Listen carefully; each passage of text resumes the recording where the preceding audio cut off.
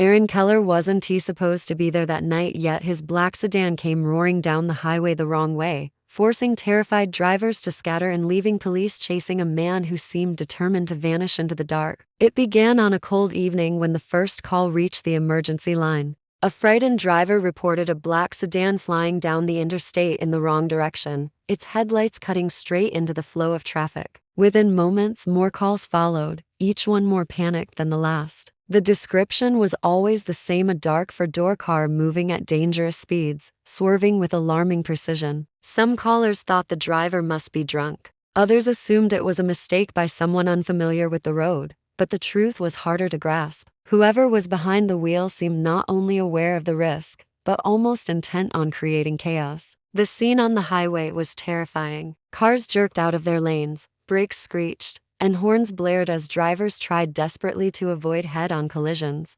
Families returning home, truckers hauling cargo, and late-night commuters all found themselves in sudden danger. Witnesses later recalled how surreal it looked, like a movie scene where disaster is inevitable, yet no one can escape. Despite the madness, the black sedan remained steady, weaving through narrow gaps with uncanny timing. It was as though the driver knew exactly where every vehicle would be. By the time the first patrol unit was dispatched, tension had already spread across multiple counties. Dispatchers struggled to keep up with the flood of calls, each reporting the same vehicle tearing through the night in the wrong lane. The information created a chilling picture. This wasn't a confused motorist who had taken a wrong turn. This was someone pushing deliberately against the current, turning a busy highway into their own personal battleground. As police rushed toward the scene, they had little idea of the scale of what was unfolding. To them, it was a dangerous pursuit that needed to be stopped before lives were lost. But the reality was stranger than that. This chase wasn't just beginning on a stretch of asphalt.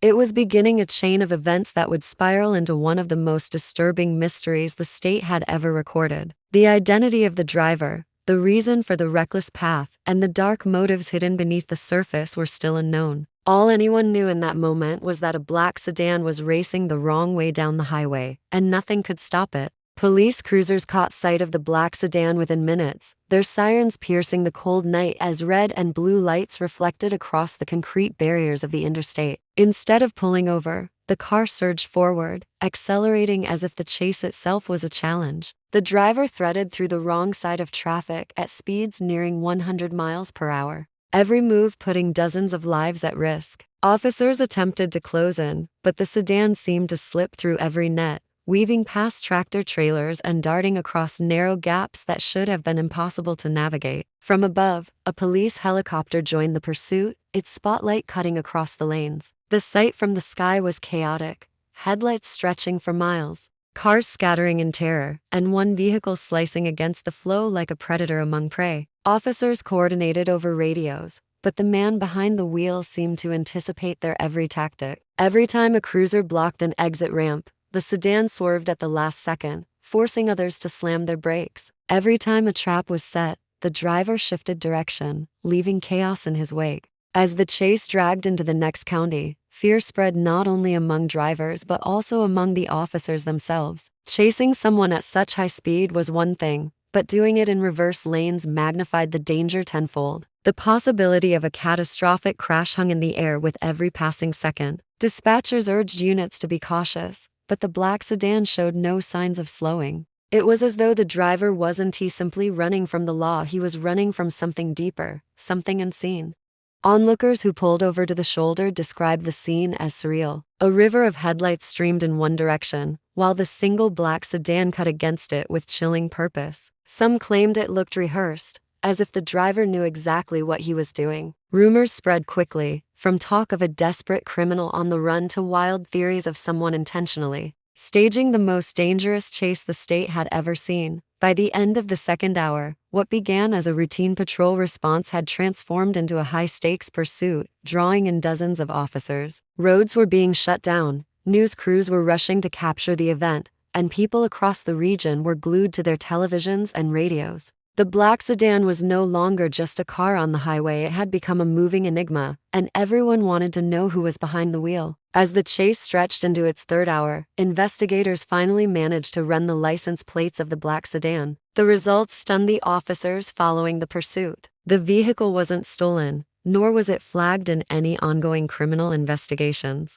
It was registered to a man named Aaron Keller, a 39-year-old former truck driver who had quietly vanished from his neighborhood several weeks earlier. When detectives dug deeper, the details only grew stranger. Aaron had lost his job after a string of late-night accidents that left him shaken, though none were officially his fault. His neighbors remembered him as quiet, sometimes reclusive, but never reckless. Yet here he was, the central figure in one of the most dangerous highway pursuits ever recorded. Detectives reached out to his family as the chase unfolded. His wife explained that Aaron had left home after an argument about money and hadn't been seen since. She assumed he had gone to stay with relatives or friends. But no one had heard from him. His phone had been switched off, his bank accounts untouched, and his car, now barreling the wrong way down an interstate, was supposed to be parked at a storage garage. The sudden reappearance of both Aaron and his vehicle made the mystery even harder to understand. While officers on the ground focused on containing the chase,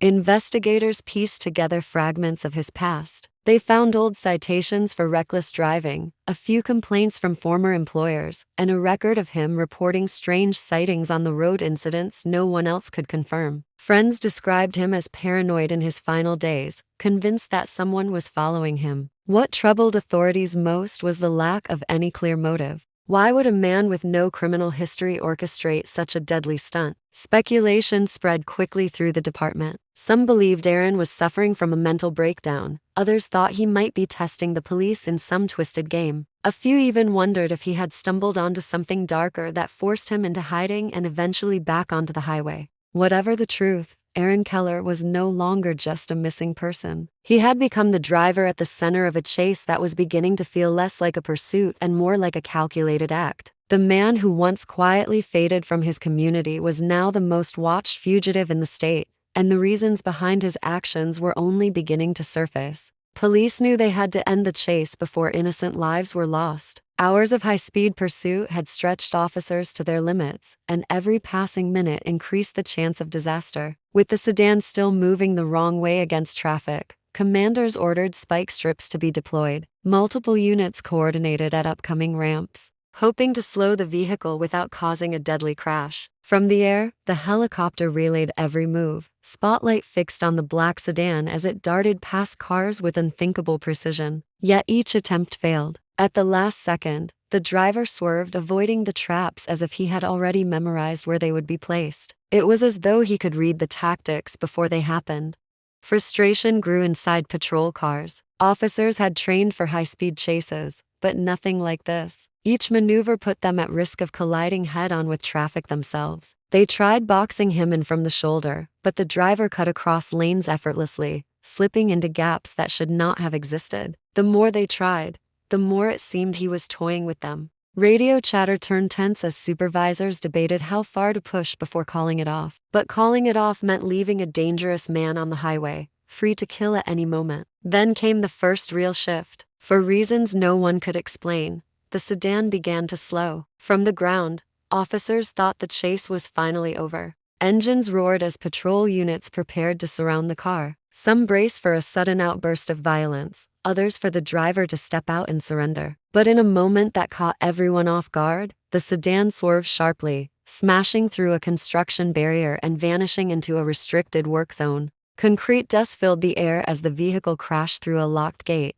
leaving patrol cars struggling to follow. When the dust cleared, the sedan was gone. Officers combed the site, headlights cutting through half-finished roads and piles of machinery. What they discovered was shocking. The chase hadn't ended on the highway at all. The vehicle had slipped into an unfinished tunnel system connected to the construction zone, a network of passages not listed on any public map. Search teams poured into the tunnels, but the car seemed to have melted into the darkness. What began as a pursuit on open roads had now shifted underground, where the man behind the wheel held every advantage. The tunnels stretched for miles beneath the construction site, a maze of unfinished passages meant to become part of a new transit system. Police units entered cautiously, their flashlights bouncing across bare concrete walls and scattered equipment. The sound of dripping water echoed through the space, amplifying the tension. For nearly an hour, the chase slowed into a careful search, with officers moving in teams, unsure if the driver was lying in wait or still on the run. Finally, Deep inside the labyrinth, they found the black sedan abandoned. Its headlights were still on, the engine still warm, but the driver's seat was empty. Inside the vehicle were items that raised more questions than answers. On the passenger seat lay a stack of hand-drawn maps with red markings circling various highways and interchanges. In the trunk were boxes filled with newspaper clippings, all centered on highway accidents and unsolved hit-and-run cases from the past decade. Some articles were highlighted, with notes scribbled in the margins about patterns, times, and stretches of road. It looked less like random obsession and more like a study, as if Aaron had been preparing for this night for months, maybe even years. Despite the evidence left behind, Aaron himself was nowhere to be found. Search dogs tracked his scent briefly through the tunnels before it disappeared near a maintenance hatch that opened toward a riverbank. Whether he escaped into the water, found another exit, or had outside help was never determined. Detectives were left with only theories. Some believed he staged the entire chase as a way to vanish permanently,